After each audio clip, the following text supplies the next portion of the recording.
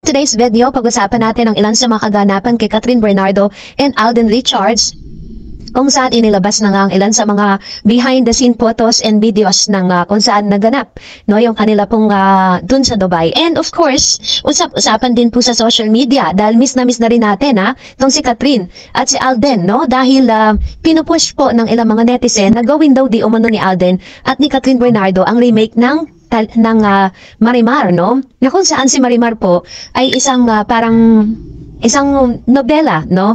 Na kung saan ay pinagbibidahan ng isang Mexican, no? And then, ito po ay ginawa rin ni Miss Marian de Vera. So, yun yung kanilang peg.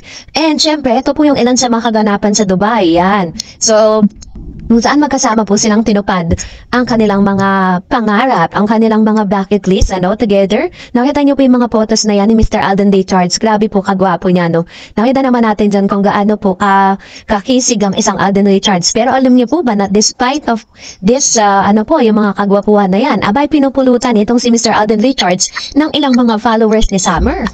Kasi napadaan po ako sa isang post ng mga followers ni Summer. Ngayon, kinumpara po itong si Alden Richards at si Daniel Padilla, yung kanilang side view. So, kita natin dyan na talagang medyo mataas ang ilong or mataang sa lawang ilong itong si Mr. Daniel Padilla compared to Alden Richards. Pero alam niyo po ba na hindi lang yun ang pinagkumparahan? Ginawa pa nilang dugyot si Alden. Sinabi po ng isang followers ni Summer that puro whiteheads ang Alden. Kitang-kita pag sinong sa camera, haha, ayan. Yun ko yung sinabi. And parang masarap lang patulan, diba? Kasi, ang point of view ko, hindi naman kukunin ng Oxycure yan kung dubyot yan si Mr. Alden Richards.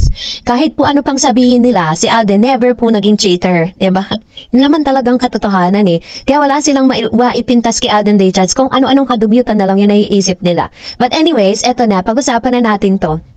Dahil si Alden Richards po, kamakailan, ay nagkaroon ng interview together dun po sa kanya mga kasama sa kanyang seryeng Pulang Araw. Kasi po, nalalapit na rin kasi ang pagtatapos ng seryeng ito. So, dahil dito is may mga interviews and questionnaires, mga questions po na kailangan nilang sagutin. Ang pinagtatakhan ko po is sa Pulang Araw, ang kanya pong love team dito, at pinatambal po siya kay Sanya Lopez na hindi po talaga napag-usapan or never po talagang nag-click. Kaya naman, ang kanyang yung interview tungkol sa Pulang Araw, pero ang tanong tungkol kay Miss Catherine.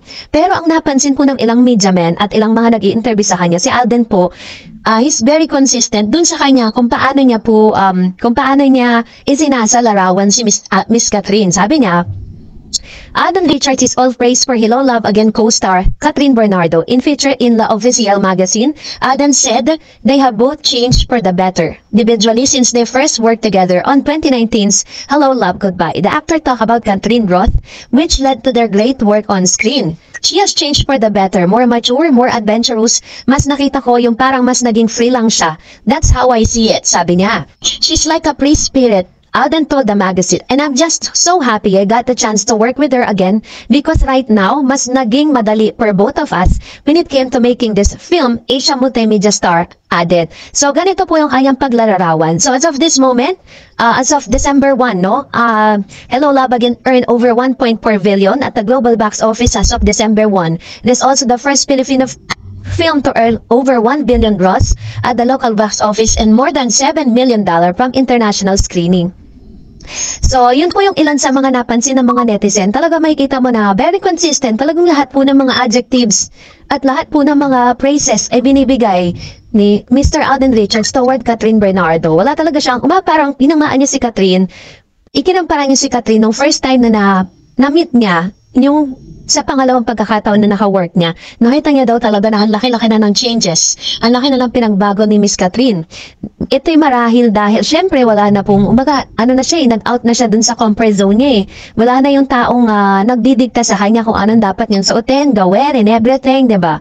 Parang, sabi nga ni Miss Catherine isa sa mga statement na di ko malilimutan, sinabi na kay Mr. Boy Abunda, that she really loved her life right now. And for that, let's read your comments. Sabi ni Miss Christine Celeste, Miss Darats, para sa akin, malaking factor talaga sa phenomenal success ng dalaway dito sa HLA ay kung papaano nila binuo ang storya ng kanilang buhay. Tama ka? Sa credibility nilang dalawa, Kat and Alden has the most incredible stages in life, suffering, how they face it, and how their love started. The sympathy of people to Kat, how she suffered in love, and here comes the night and shining armor who we think and we see who saved her. Kaya sabi nga ng mga scriptwriters sa launching nila sa movie, patama sa yan. So ito yung observation ni Ma'am Shino dun po sa mga kaganapan sa buhay po ng ni Miss Catherine, no? At totoo po yun kasi parang talagang maganda yung material at the same time magaling din talaga yung gumanap. Kaya talagang naging ganun yung resulta rin. Ayan, sabi niya pa, tama sa kay Kat at Alden. Tong dalawa, magaling na bumuo ng kwento nila. If you heard and remember that nandoon nakamiss ng tao sa kanila. Very ideal people and couple as we all wish. Mga talaga tayong lahat dahil number one, sa story nilang dalawa in real life. Secondly, hinahalin tulad nila sa HLA. That's my opinion. Matindi ang naging sympathy natin sa kanilang dalawa at lalo natin silang hinangaan. And with it, magagaling ang mga gumawa at mag-direct ng pelikula, which is very true. Kasi Inamin naman ni Miss Catherine at Alden talagang niyakap nila yung kanilang karakter as Joy and Ethan. Sabi ni Mon Cruz, I pronounce le official. In English, the official. Oh, pag French, medyo tongue twister. Lalo na yung last syllable na CL. It can be shell. Oo nga, napakahirap kasi sinearch ko po siya sa Google kung paano po siya banggitin, diba? Para naman tama yung pagbanggit ko. Para hindi naman ako masyadong binabash ng iba, diba? And of course, sabi naman po ng isa pa, sabi ni Yusuf Miharma, yehey, never ako naging fan ng Katniel, nayayabangan ako kay DJ. Nagmukhang tayo niya si Kat, pigil kilos galaw niya, pati pagngiti at pananalita, timid baga. Never din ako naging fan ng Aldab, medyo OA ang pabebe na noon. Pero itong Kat din, OMG! Sana nga sila na till and real couple on off-cam. Malading dang Marian, Sara, Mateo, Coco, and Julia Montes. Ayan. So, nakita nyo naman, di ba? Ang biggest twist ng Pilipinas sa showbiz. Biruin po ninyo yun, di ba? Hindi natin na-predict na mangyayari pala talaga to. Sabi ni Miss Annabel Garde, good morning Miss Darrens. Yes, ang galing. May bago na naman silang together na magazine cover. By the way, yung Metro at Mega magazine out na ba sa market? Parang hindi pa out, no? Or kung meron na, where po makabibili? Kasi wala sa National Bookstore. Yung skydiving ng Kat din, yan yung happiness na money can't buy talaga. Look at Catherine, super happy talaga. Fulfilled kasi yung feelings niya.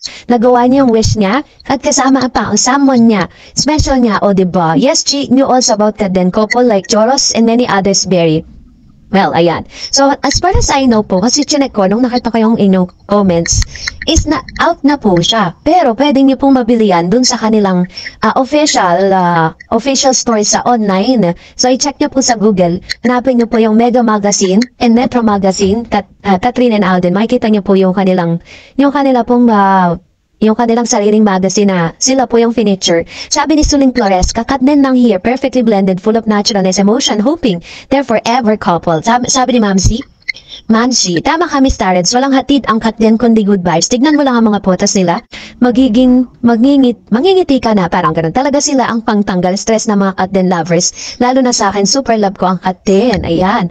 Sabi naman ni Miss Senamante, yes, I love Katniel, sila lang malakas at bagay. Sabi ni Ma'am Shisabilita, masaya kami Miss Stareds sa ginagawa mong update sa araw-araw para sa kaalaman nating mga Katniel. Nawa ay bigyan ka ni Lord ng good health sa araw-araw at God give you more blessing. Hindi man ako lagi nagko-comment sa bawat ayudang pinapakita mo sa video. Wala naman akong pinapalagpas sa lahat ng update mo. Ay, salamat po, Ma'am Shisabilita Katan. Ito po si Ma'am Shisabilita, isa sa mga masasabi nating silent supporters ng Kat din and ng ating pong mga videos or ng ating channel. Thank you so much.